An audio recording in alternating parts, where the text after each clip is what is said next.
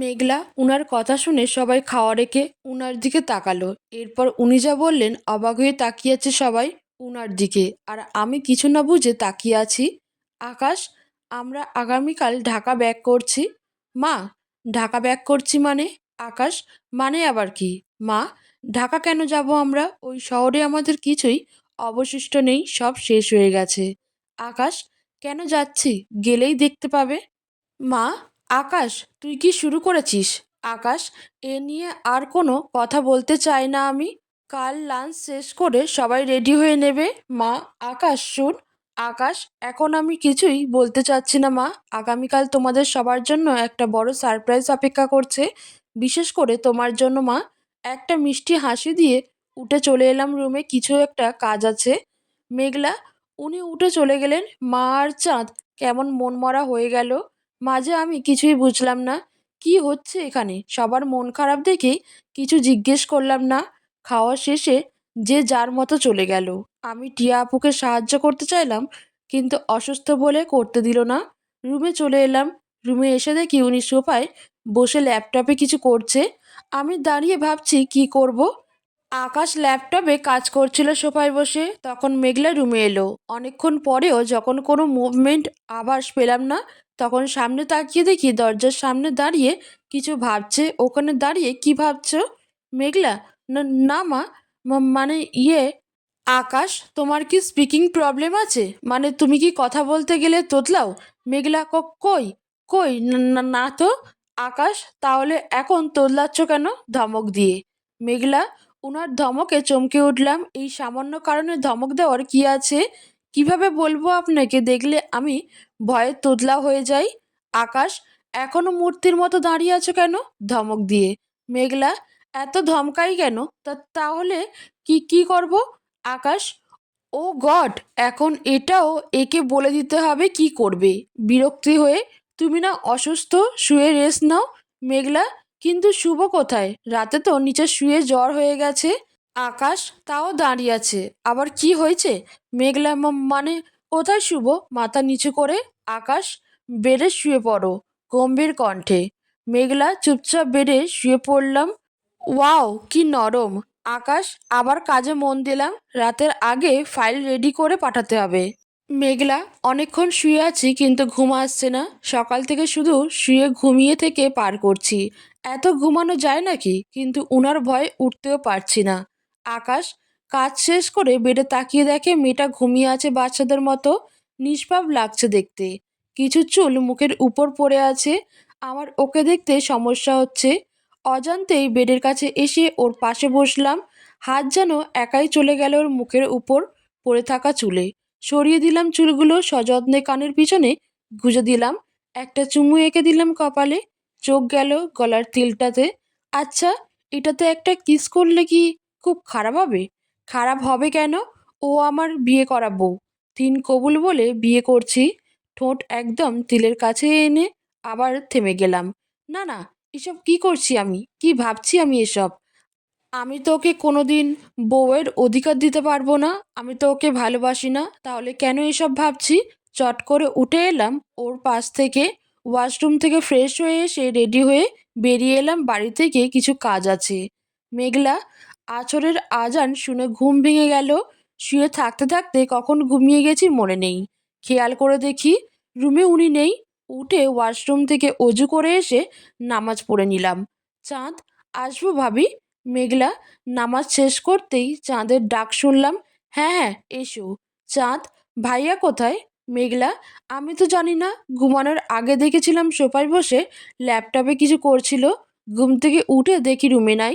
চাঁদ, এই ভাইয়াটাও না সারা দিন বাসায় থাকে না।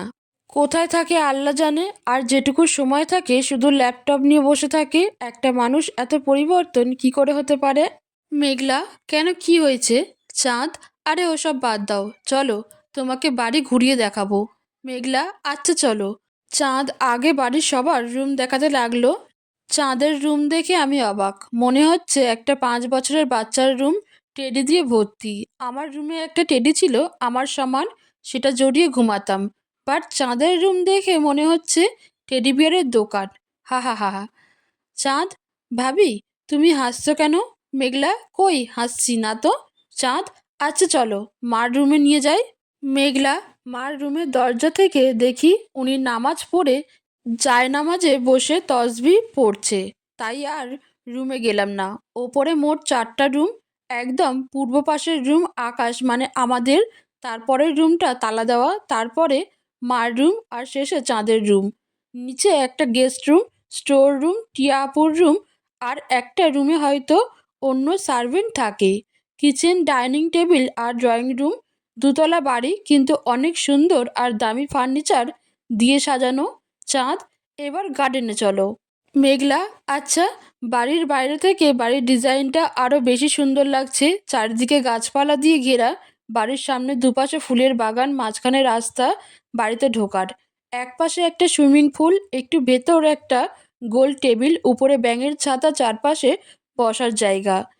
চা খেতে খেতে বিকেল উপভোগ করার জন্য পারফেক্ট জায়গা। বাড়ির বাইরে এসে আমার পার্ক পার্ক ফিলিংস হচ্ছে। চাঁদ, এবার বাড়ির পেছনে চলো। মেঘলা, আরও বাকি আছে। চাঁদ, আসল জায়গা দেখলে না এখনো। মেঘলা, আচ্ছা চলো। বাড়ির পিছনে এসে আমি অবাক।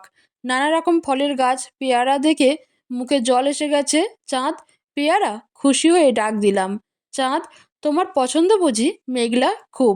চাঁদ, আমি তো গাছে উঠতে পারি না, এই গাছ তো অনেক উঁচু। মন খারাপ করে। মেঘলা, আমি উঠতে পারি কিন্তু নামতে পারি না, মন খারাপ করে বলল। চাঁদ, হা হা হা, আচ্ছা ঠিক আছে। যাওয়ার সময় দারোয়ান কাকাকে ডেকে এনে পেড়ে নিয়ে যাব। এখন ওইদিকে চলো। মেঘলা, আচ্ছা। কিন্তু চাঁদ, এখনও তো পেয়ারার সিজন না, এত পেয়ারা কিভাবে গাছে? চাঁদ, এখনকার বেশিরভাগই 12 মাসি ফলের গাছ। মেঘলা, ও মাই গড, চিৎকার করে বলল। চাঁদ, আবার কি হয়েছে? মেঘলা, পদ্ম ফুল। সামনে একটা ঘাট বাঁধানো পুকুর, চারপাশে নারকেল গাছ, সিঁড়ির 2 পাশে কদম গাছ, আর পুকুরে ফুটে আছে সাদা, গোলাপি আর দুর্লভ নীলপদ্ম। বাংলাদেশে সাধারণত 2 ধরনের পদ্ম ফুল পাওয়া যায়, সাদা আর গোলাপি। নীল পদ্ম ফুল পাওয়া যায় না। কিছুদিন আগে হলুদ রঙের এক পদ্মের সন্ধান মিলেছে বাংলাদেশের কুমিল্লা জেলায়। প্রাথমিক পর্যবেক্ষণে এটি বিশ্বে পদ্ম ফুলের সম্পূর্ণ নতুন এক প্রজাতি। সে যাই হোক। চাঁদ, এখানে নীলপদ্ম এলো কিভাবে? চাঁদ, আমি জানি না, ভাইয়া এই পদ্ম ফুল পুকুরে লাগিয়েছে। মেঘলা, তুমি জানো না আমি আজ কতটা খুশি? এটা আমার কতটা প্রিয় ফুল বলে বোঝাতে পারবো না। দাঁড়াও, আমি দুটো ফুল নিয়ে আসি। চাঁদ, আরে আরে ভিজে যাবে, তোমার জ্বর আসবে আবার। মেঘলা, চাঁদ বলতে বলতে আমি কয়েকটা সিঁড়ি নেমে সিঁড়ির পাশ থেকে একটা সাদা, একটা গোলাপি আর একটা নীলপদ্ম নিলাম। কাঁটা দিয়ে হাত কেটে গেছে, হাঁটুর নিচেরটুকু ভিজে গেছে, তাতে কি, ফুল তো পাইছি। চাঁদ, গেলে তো ভিজে, এখন চলো, সন্ধ্যা হয়ে যাবে। মেঘলা, চলো। চাঁদ, এই বাড়িতে আমার কাছে শৌখিন কোনো ব্যক্তির বাগান বাড়ি মনে হচ্ছে। চাঁদ, হুম, এটা আমাদের, সরি আমাদের না, ভাইয়ার বাগান বাড়ি। ভাইয়ার 18তম জন্মদিনে বাবা ভাইয়াকে গিফট করেছিল। এই বাড়িটা ছিল বলেই রাস্তায় দাঁড়াতে হয়নি সেদিন। মেঘলা, মানে? অবাক হয়ে বলল। চাঁদ, কিছু না, তুমি পেয়ারা নিবে না? মেঘলা, চাঁদ হয়তো বলতে চাইছে না, তাই আমি আর জোর করলাম না। কিন্তু সব কিছু আমার কাছে কেমন রহস্যময় লাগছে। এরা সবাই আমার থেকে কিছু না কিছু লুকাচ্ছে। নেব তো। চাঁদ, আচ্ছা দাঁড়াও, দারোয়ান কাকাকে ডেকে আনি। মেঘলা, আচ্ছা। একটু পরই চাঁদ একা ফিরে এলো। কি হলো? দারোয়ান কাকা কই? চাঁদ, উনার নাকি বয়স হয়েছে, গাছে উঠতে পারবে না।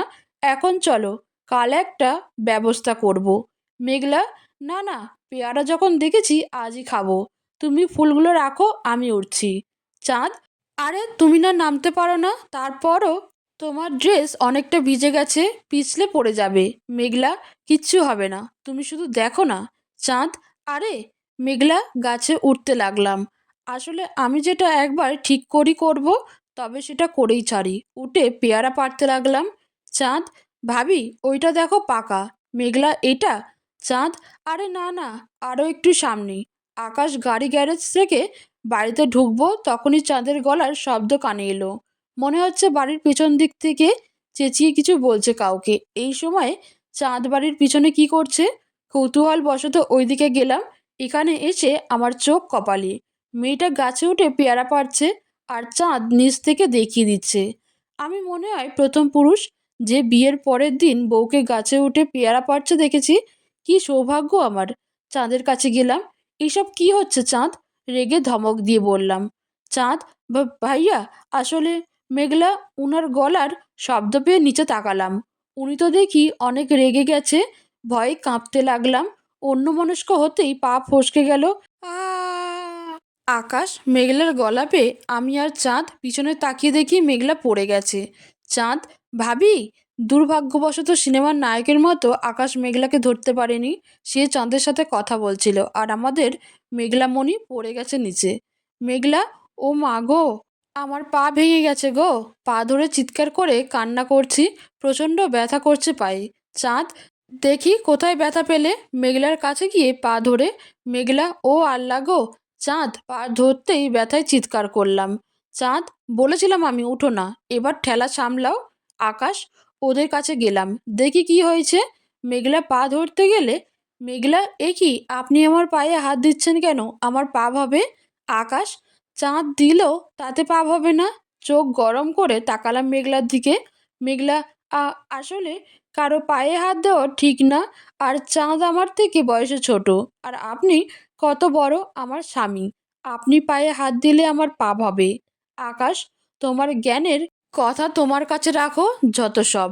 মেঘলা, আ আহ উনি আমার কথা শুনলেন না। পা ধরতেই ব্যথা পেলাম। রাগে একটু শক্ত করে ধরেছে। চাঁদ, আমি বসে বসে এদের প্রেম দেখছি, হি হি হি।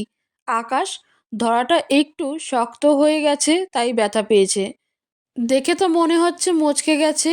এই মেয়ে, তোমাকে গাছে উঠতে কে বলেছে? ধমক দিয়ে। মেঘলা, চাঁদ, আরে ভাইয়া, না বকে দেখ ঠিক করতে পারিস কিনা। আকাশ, এটা কি তোর নাটক সিনেমা মনে হচ্ছে? আরেক মোচড় দিলেই ঠিক হয়ে যাবে। নাকি তোর আমাকে ডাক্তার মনে হচ্ছে? হাড় সরে গেলে না হয় বসানো যেত। চাঁদ, আরে ভাইয়া, রেগে যাচ্ছিস কেন? আকাশ, রাখবো না তোর ডান্স করব? এই আটার বস্তা এখন আমার কোলে করে বাসায় নিয়ে যেতে হবে। মেঘলা অবাক হয়ে উনার দিকে তাকালাম। এই জন্য উনি রাগ করেছে। আর আমি কিনা কি ভাবছি। একটা তাচ্ছিলের হাসি হাসলাম নিজের ওপর। আমি একাই যেতে পারবো। চাঁদ, একটু হেল্প করো, আমার হাতটা একটু ধরো। আকাশ, রাগী চোখে তাকালাম। হাঁটতে পারবে না? তার আবার রাগ কত। কি একটু বলেছি, এখন সে একাই যেতে পারবে। মেঘলা, উনার রাগী চোখ দেখে নিচের দিকে তাকালাম। উনার রাগ উপেক্ষা করে কিছু করার সাহস আমার নেই। আকাশ, চাঁদ, তুই দাঁড়িয়ে আছিস কেন? বাসায় গিয়ে ডাক্তার আঙ্কেলকে কল দে। উনার আসতেও সময় লাগবে। আসলে আমাদের এই বাড়িটা একটু গ্রামের দিকে। চাঁদের সাথে কথা বলে মেঘলার দিকে তাকাতেই দেখি পা ধরে মুখটা কাচুমাচু করে বসে আছে। খেয়াল করলাম যেখানে ধরে আছে ব্লাড বের হচ্ছে। আর হাঁটু থেকে সালোয়ার ভেজা। ব্লাড এলো কোথা থেকে? আর সালোয়ার ভেজা কেন? সরু চোখে তাকিয়ে দেখি মেঘলা। উনার কথায় চমকে উঠলাম। এখন যদি জানে পুকুরে নেমেছিলাম, আমাকে কাঁচা চিবিয়ে খাবে। এখন তোর কি হবে রে মেঘলা, হ্যাঁ? আকাশ, চাঁদ, চাঁদের হাতে মনে হয় কিছু দেখছিলাম। চাঁদ একটু এগিয়ে গেছে তাই ডাক দিলাম। চাঁদ, হ্যাঁ ভাইয়া। আকাশ, চাঁদ এদিকে ফিরতেই ওর হাতে 3টা পদ্ম ফুল চোখে পড়ল। এবার বুঝতে পারছি কিছু না, তুই যা। মেঘলার দিকে কটমট করে তাকিয়ে চাঁদ, আচ্ছা। ওনার তাকানো দেখে ঢোক গিলে নিলাম ভয়ে। মনে মনে বলছি, চাঁদ, এই আজরালের কাছে আমাকে একা রেখে যেও না। কিন্তু মুখ দিয়ে কথা বের হচ্ছে না। আকাশ, হাত দেখি শান্তভাবে। মেঘলা, আকাশ, হাত দেখাতে বলেছি জোরে চিৎকার করে। মেঘলা কাঁপতে কাঁপতে হাত এগিয়ে দিলাম। আকাশ পদ্মফুলের কাঁটা দিয়ে দুটো হাতই ফালা ফালা হয়ে গেছে। লুক, কি অবস্থা হয়েছে হাতের? তুমি এই কাটা হাত ভেজা ড্রেস পরে গাছে উঠেছিলে? You idiot girl! তোমার না জ্বর? পানিতে কেন নেমেছিলে, স্টুপিড? মেঘলা, উনার ধমকে আমার আত্মারাম প্রায় খাঁচা ছাড়া হয়ে গেছিল। পানিতে নামার জন্য কেন বকছে? জ্বর এলে উনার সেবা করতে হবে তাই? আকাশ, তোমার কোনোদিন বুদ্ধিশুদ্ধি হবে না। সবসময় ইডিয়েটের মতো কাজ করো, যাতে নিজেই বিপদে পড়ো বারবার। মেঘলা, এই জীবনের কোনো মূল্য নেই আমার কাছে। যত তাড়াতাড়ি মুক্তি তত তাড়াতাড়ি শান্তি। বিড়বিড় করে। কিন্তু উনার কথা শুনে মনে হচ্ছে আগেও যে আমি এমন করেছি সেটা উনি জানেন। আকাশ, বিড়বিড় করে বললেও সবটা স্পষ্ট শুনতে পেয়েছি। কেন জানি না প্রচণ্ড খারাপ লাগলো। বুকের বাপাশে চিনচিন ব্যথা হচ্ছে। কিন্তু কেন? আর কথা না বাড়িয়ে কোলে তুলে বাড়ির দিকে হাঁটা শুরু করলাম। মেঘলা, উনি আর কিছু বলছেন না, শুধু কোলে নিয়ে সামনের দিকে তাকিয়ে হেঁটে যাচ্ছেন। আমি তাকিয়ে আছি ওনার মুখের দিকে। আচ্ছা, এই রাজপুত্রটা একান্তই আমার হলে কেমন হতো? শুধু আমাকেই ভালোবাসতো তাহলে কেমন হতো? বিশ্বাস করেন, আপনি আমাকে একটু ভালোবাসলে আপনাকে ভালোবাসায় ভরিয়ে দিতাম। আমার সব ভালোবাসা যে স্বামীর জন্য এই বুকে জমিয়ে রেখেছিলাম। কিন্তু আপনার যে প্রয়োজন নেই আমার মতো কালো মেয়ের ভালোবাসা। চোখ থেকে এক বিন্দু পানি গড়িয়ে পড়ল। হাত দিয়ে মুছে নিলাম। এই চোখটাও না যখন তখন পানি ফেলে। নিজের চোখ কাঁদে অন্য কারোর জন্য, নিজের মন ভাবে অন্য কারো কথা। আজব সব কাহিনী। কালো মেয়েদের এত স্বপ্ন দেখতে নেই। আকাশ, কেন এত অনীহা তোমার নিজের প্রতি বলো তো? নিজের একটু খেয়াল তো রাখতে পারো, নিজের জন্য না হলেও অন্য একজনের জন্য, যে তোমাকে ছাড়া পৃথিবীটা অন্ধকার দেখবে। কথাটা বলে নিজেই বেকুব হয়ে গেলাম। এটা কেন বললাম আমি? আর কার কথাই বা বললাম? মা, কি হয়েছে বৌমার? চাঁদকে জিজ্ঞেস করলাম, বৌমা কোথায়? বলল তোমার ছেলের সাথে আসছে। কিন্তু বৌমা তোর কোলে কেন? আকাশ, ভাবতে ভাবতে কখন বাসায় ঢুকে গেছি খেয়ালই করিনি। মার কথায় ভাবনা থেকে বেরিয়ে এলাম।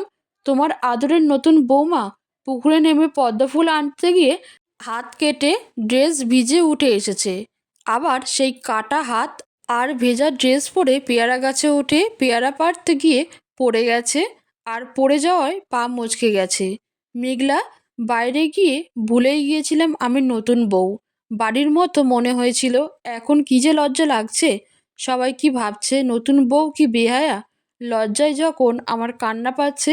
কি দরকার ছিল এমন বেহায়াপনার করার? হ্যাঁ মা, বৌমা, এমন খামখেয়ালিপনা কেউ করে?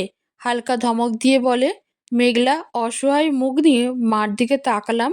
মা, অন্যায় করে এখন ইনোসেন্ট মুখ বানালে বকার থেকে মাপ পাবে ভাবছো? মেঘলা, অবাক হয়ে গেলাম মার কথা শুনে। কান্না পাচ্ছে? না না, কষ্টে না সুখে। বাড়িতে যখন কোনো গন্ডগোল করতাম মাও এভাবে বকতো। আপনারা আবার ভাববেন না কালো বলে একদম শান্ত আর ভদ্র মেয়ে আমি। একদম উল্টো। প্রচণ্ড দুষ্টু আমি। অনেক দুষ্টামি করতাম বাড়িতে। তাই এখানেও শুরু হয়ে গেছি। আকাশ, তোমার বকার হলে পরে বকো। এখন রুমে যেতে দাও আমাকে। এই আটার বস্তা নিয়ে কতক্ষণ দাঁড়িয়ে থাকবো? মা, ছি আকাশ, এটা কেমন কথা? তুই জানিস বিয়ের দিন তোর বাবা আমাকে 1 ঘন্টা কোলে নিয়ে দাঁড়িয়েছিল। তার কাজিনরা ভেতরে ঢুকতে দেয়নি। আর তার ছেলে হয়ে এই পুচকি একটা মেয়েকে কোলে নিয়ে দাঁড়িয়ে থাকতে পারছিস না তুই? বডি কি হাওয়া দিয়ে বানিয়েছিস? আকাশ, মা, মেঘলা, বেশ হয়েছে আমাকে আটার বস্তা বলে। আমি মাত্র 50 কেজি ওজন, হাইট অনুযায়ী পারফেক্ট। আর উনার তো 80 কেজির বেশি হবে। যেমন লম্বা তেমন বডি, ছোটোখাটো একটা পাহাড় মনে হয়। মা, আচ্ছা যা রুমে নিয়ে যা, আমি দেখি চাঁদ জসিম ডাক্তার ভাইকে আসতে বলল কিনা। আকাশ রুমে এনে সোজা ওয়াশরুমে নিয়ে নামালাম। দেয়াল ধরে দাঁড়াও, আমি আসছি। মেঘলা শুধু মাথা নাড়িয়ে হ্যাঁ বললাম। আকাশ ওয়াশরুমে ওকে রেখে এসে ওর লাগেজ থেকে একটা নীল রঙের 3 পিস বের করে ওয়াশরুমে গেলাম। ভেজা কাপড় থাকলে আবার জ্বর আসবে, এটা পরে নাও, আমি বাইরে আছি, হয়ে গেলে ডাক দিও। মেঘলা, আচ্ছা। উনি চলে যেতেই ড্রেস চেঞ্জ করে নিলাম। একটু অসুবিধা হলেও কিছু করার নেই, হয়ে গেছে। আকাশ, বাহ, আমার প্রিয় রঙের ড্রেসে ভালোই লাগছে। এবার তাকিয়ে আমার কোলে করে রুমে এনে বেডে শুইয়ে দিলাম। এখানে থাকো, আমি দেখছি ডাক্তার আঙ্কেল আসছে কিনা। ডাক্তার, তোমার যেতে হবে না আকাশ, আমি চলে এসেছি। আকাশ, ও আঙ্কেল এসে গেছো? ডাক্তার, হুম। দেখি মামনি কোথায় লেগেছে। মেঘলার পাশে বসে। মেঘলা পা দেখিয়ে দিলাম। পাশে উনি মা আর চাঁদ দাঁড়িয়ে আছে। ডাক্তার, হুম, চোট ভালোই লেগেছে। ব্যান্ডেজ করে দিচ্ছি, 7 দিন পর খুলে দিবে। আর কোনো প্রকার চাপ যেন পায় না লাগে, তাহলে কিন্তু প্রবলেম বাড়বে। আর এই মেডিসিনগুলো সময় মতো নিতে হবে। মেঘলা একটা প্রেসক্রিপশন আকাশের দিকে এগিয়ে দিয়ে আমার পায়ের গোড়ালিতে মেডিসিন লাগিয়ে ব্যান্ডেজ করে দিল। হাতেও মেডিসিন লাগিয়েও হাতেও ব্যান্ডেজ করে দিল। ডাক্তার, এখন তাহলে আমি আসি। আর মামনি একটু সাবধানে থাকবে কেমন? এত বড় মেয়ে এমন খামখেয়ালি হলে চলে? এখন আবার এই বাড়ির বৌমা হয়ে গেছো। মিষ্টি হেসে বলল মেঘলা। জি আঙ্কেল, সাবধানে থাকবো, একটু লজ্জা পেয়ে। আকাশ, চলুন আঙ্কেল, আপনাকে এগিয়ে দিয়ে আসি। ডাক্তার, চলো। রুম থেকে বেরিয়ে আকাশ, তোমার পছন্দ আছে বলতে হবে। মেয়েটা কালো হলেও ভীষণ মিষ্টি দেখতে। আকাশ, একটা মুচকি হাসি দিলাম শুধু। মেঘলা, ডাক্তার আঙ্কেলের সাথে সবাই বেরিয়ে গেল। আমি নিজের দিকে তাকিয়ে আছি। দুই হাত আর পায়ে ব্যান্ডেজ করা, নিজেকে প্রতিবন্ধী মনে হচ্ছে। বলে গেল পায়ে চাপ না দিতে, তাহলে হাঁটবো কিভাবে? চাঁদ, ভাবি আসবো? মেঘলা, আসো। চাঁদের হাতে ফুলগুলো দেখে খুশি হয়ে গেলাম। চাঁদ, এগুলোর জন্য এত কিছু, এগুলো কোথায় রাখবো? মেঘলা, টেবিলের এই ফুলদানিতে রেখে যাও। চাঁদ, ওকে। ফুল রেখে তুমি রেস্ট নাও, আমি আসছি। মেঘলা, আচ্ছা। চাঁদ ফুল রেখে চলে গেল। আমি ফুলের দিকে তাকিয়ে আছি। ব্যথা পেলেও ওই ফুলের জন্য ওনার কোলেতে উঠতে পারছি। স্বামীর কোলে ওঠার স্বপ্ন অন্তত পূরণ হয়েছে। আকাশ, রুমে এসে দেখি মেয়েটা বিছানায় বসে টেবিলের দিকে তাকিয়ে আছে। টেবিলে দেখি সেই ফুলগুলো। সেই ফুলগুলোর জন্য এত কিছু হয়েছে। এখনই ফেলে দেবো এই ফুল। মেঘলা, এই কি করছেন? প্লিজ ফেলবেন না। আকাশ তাও ফুল ফেলতে গেলে আমি বিছানা থেকে নামার জন্য নিচে পা রাখতেই ব্যথায় চেঁচিয়ে উঠলাম, আহ!